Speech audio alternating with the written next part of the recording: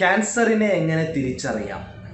Cancer ബാധിച്ച ആളുകൾ ഓരോ വർഷം കഴിയുന്തോറും കൂടിക്കൂടി വരികയാണ്.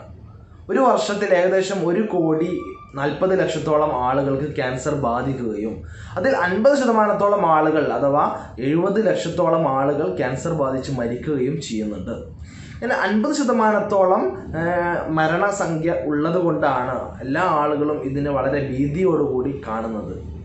എന്തുകൊണ്ടാണ് ക്യാൻസർ ഇത്രയധികം മരണസംഖ്യ കൂടുന്നത് എന്ന് ചോദിച്ചാൽ, ഭൂരിഭാഗം ക്യാൻസർ കേസുകളിലും രോഗികളിലും 3rd സ്റ്റേജ് അല്ലെങ്കിൽ 4th സ്റ്റേജ് ആയിട്ടുള്ള ആയിട്ടാണ് കണ്ടെത്താൻ കഴിയുന്നത് എന്നുള്ളതാണ്. വളരെ വേഗത്തിൽ തന്നെ 1st സ്റ്റേജിലും 2nd സ്റ്റേജിലൊക്കെ ക്യാൻസറുകൾ കണ്ടെത്തുകയാണെങ്കിൽ അതിനെ കുറച്ചുകൂടെ കൂടുതൽ ചികിത്സിക്കാനും വളരെ പെട്ടെന്ന് ആ രോഗിയെ സേവ് ചെയ്യാനും നമുക്ക് സാധിക്കും.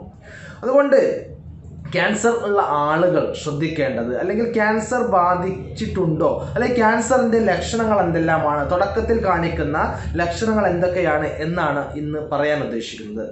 ക്യാൻസറിന് പല ഘടകങ്ങളും പല കാരണങ്ങളും ഉണ്ട്. എന്നിരുന്നാലും വളരെ പ്രധാനമായിട്ട് നമ്മുടെ ജീവിതശൈലി തന്നെയാണ് ക്യാൻസർ ഇത്രയധികം കൂടുന്നതിന് വേണ്ടിയിട്ട് കാരണമായിട്ടുള്ളത്.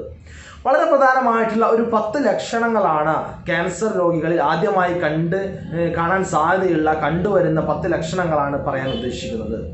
ആദ്യത്തെ ലക്ഷണം വിളർച്ചയാണ്.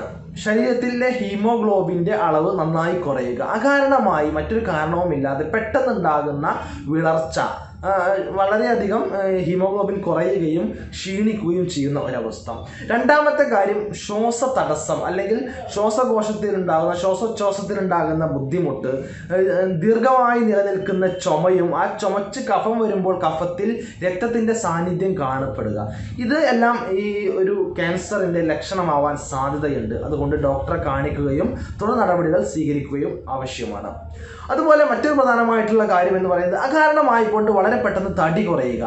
സാധാരണഗതിയിലുള്ള ഒരു മനുഷ്യൻ വളരെ പെട്ടെന്ന് മറ്റൊരു അസുഖങ്ങളോ കാരണമോ ഇല്ലാതെ വളരെ പെട്ടെന്ന് തടി കുറയുക, അത് കാരണം വളരെ ക്ഷീണിച്ച് ഒന്നും ചെയ്യാൻ കഴിയാത്തൊരവസ്ഥയിലേക്ക് അയാൾ മാറുകയാണെങ്കിൽ നമ്മളിത് ക്യാൻസർ ആണോ എന്ന് ഉറപ്പുവരുത്തുന്നതിന് വേണ്ടി ഡോക്ടറെ കാണണം, നിർദ്ദേശങ്ങൾ തേടേണ്ടതുണ്ട്. മറ്റൊരു പ്രധാനപ്പെട്ട കാര്യം, മൂത്രമൊഴിക്കുമ്പോൾ മൂത്രത്തിൽ രക്തങ്ങൾ ഉണ്ടാവുക, രക്തത്തിൻ്റെ പാടുകൾ മൂത്രത്തിൽ കാണപ്പെടുക എന്നുള്ളത്. അല്ലെങ്കിൽ മൂത്രമൊഴിക്കുമ്പോൾ കൃത്യമായി മൂത്രമൊഴിക്കാൻ കഴിയാതെ മൂത്ര തടസ്സമോ അല്ലെങ്കിൽ മൂത്രം ഉറ്റി വീഴുന്ന അവസ്ഥയോ ഉണ്ടാകുന്നതും അത് സംബന്ധമായിട്ടുള്ള ക്യാൻസർ ഉണ്ടാവാൻ സാധ്യതയുള്ള ഒരു ലക്ഷണങ്ങളിൽ ഒന്നാണ്. അതുപോലെ തന്നെ സ്തനാർബുദം, ബ്രസ്റ്റ് ക്യാൻസർ എന്ന് പറയുന്നത്, അതിലുണ്ടാകുന്നതാണ് സ്തനങ്ങളിൽ ഉണ്ടാകുന്ന മുഴകൾ. വളരെ പെട്ടെന്നോ അല്ലെങ്കിൽ വളരെ ചെറുതോ വലുതോ ആയിട്ടുള്ള മുഴകൾ കാണപ്പെടുക. സ്ത്രീകളാവുമ്പോൾ ഒരു 35 വയസ്സിന് മുകളിലുള്ള സ്ത്രീകളൊക്കെ ഇടയ്ക്കിടയ്ക്ക് സ്വന്തം സ്തനം എക്സാമിൻ ചെയ്യുകയും എവിടെയെങ്കിലും മുഴകളോ തടിപ്പുകളോ പാടുകളോ കാണപ്പെടുന്നുണ്ടെങ്കിൽ അല്ലെങ്കിൽ വേദനയോ മറ്റോ ഉണ്ടെങ്കിൽ ഡോക്ടറെ കാണിക്കുകയും അതില്ല എന്ന് ഉറപ്പുവരുത്തുകയും ചെയ്യേണ്ടത് നിർബന്ധമായിട്ടുള്ള ഒരു കാര്യമാണ്. അതുപോലെ മലദ്വാരത്തിൽ രക്തസ്രാവം ഉണ്ടാവുക, മലബന്ധം ഉണ്ടാവുക, അല്ലെങ്കിൽ കൃത്യമായിട്ട് മലം പോവാതിരിക്കുകയും അവിടെ ബ്ലീഡിങ് ഉണ്ടാവുകയും ചെയ്യുക. അത് തെറ്റിദ്ധാരണ പരമായി അത് ഹെമറോയിഡ്സ് ആണോ പൈൽസ് ആണോ എന്ന് തെറ്റിദ്ധരിക്കപ്പെടുകയും ക്യാൻസർ കണ്ടെത്താൻ വളരെ ലേറ്റ് ആവുകയും ചെയ്യാറുണ്ട്.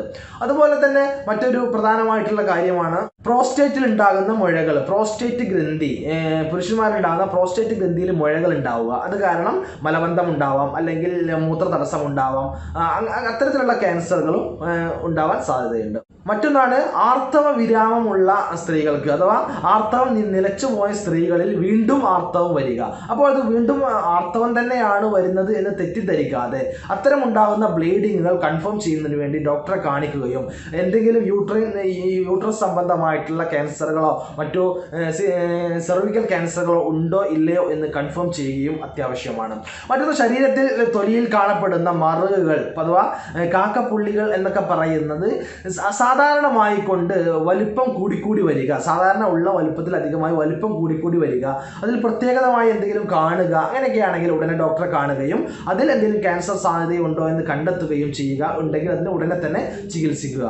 മറ്റൊരു പ്രധാനപ്പെട്ട കാരണമാണ് നമ്മുടെ വായ്ക്കകത്ത് മൗത്തിൽ അകാരണമായിട്ടുള്ള മറ്റെന്തെങ്കിലും ചെറിയ ചെറിയ പാടുകൾ ഉണ്ടാവുക, അല്ലെങ്കിൽ മാറാതെ നിൽക്കുന്ന 3 ആഴ്ചയോ 4 ആഴ്ചയോ മാറാതെ നിൽക്കുന്ന ചെറിയ ചെറിയ മുറിവുകൾ ഉണ്ടാവുക, കളർ മാറ്റം ഉണ്ടാവുക, വായ്ക്കകത്തോ തൊണ്ടയിലൊക്കെ കളർ മാറ്റം ഉണ്ടാവുക, അല്ലെങ്കിൽ തൊണ്ടവേദന ഉണ്ടാവുക, അല്ലെങ്കിൽ തൊണ്ടയിൽ നിന്ന് ശബ്ദത്തിനുള്ള ഇടറിച്ച അല്ലെങ്കിൽ ശബ്ദം വളരെ മാറി മാറി വരിക, ഇതെല്ലാം വായു സംബന്ധമായ ക്യാൻസറുകളുടെ ഒരു ലക്ഷണമായെന്ന് വരാം. അതെല്ലാം ഡോക്ടറെ കാണുകയും ഉറപ്പുവരുത്തുകയും ഇത്തരത്തിലുള്ള ഈ പറഞ്ഞ 10 ലക്ഷണങ്ങളിൽ ഏതെങ്കിലും ലക്ഷണങ്ങൾ ഉണ്ടോ, അത് ഇനി ക്യാൻസർ ആണോ അല്ലയോ എന്ന് നിർബന്ധമായും നമ്മൾ കൺഫേം ചെയ്യണം. ഡോക്ടറെ കാണണം, ഡോക്ടറെ കണ്ട് തന്നെ കൺഫേം ചെയ്യുക.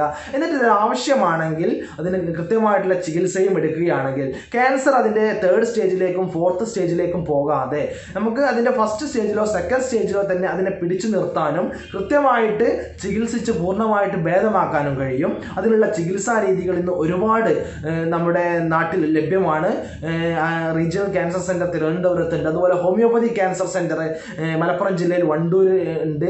അതുപോലെ അങ്ങനെ പലതരത്തിലുള്ള ക്യാൻസർ സംബന്ധമായ ചികിത്സകൾ ഇന്ന് ലോകത്ത് ലഭ്യമാണ്. ഈ വീഡിയോ ഉപകാരപ്രദമായി എന്ന് തോന്നുകയാണെങ്കിൽ ഇത് നിങ്ങളുടെ ബന്ധുക്കൾക്കും കൂട്ടുകാർക്കും മറ്റു എല്ലാ ആളുകൾക്കും ഷെയർ ചെയ്യുക. മറ്റൊരു വീഡിയോയുമായി നമുക്ക് വീണ്ടും കണ്ടുമുട്ടാം. നന്ദി, നമസ്കാരം.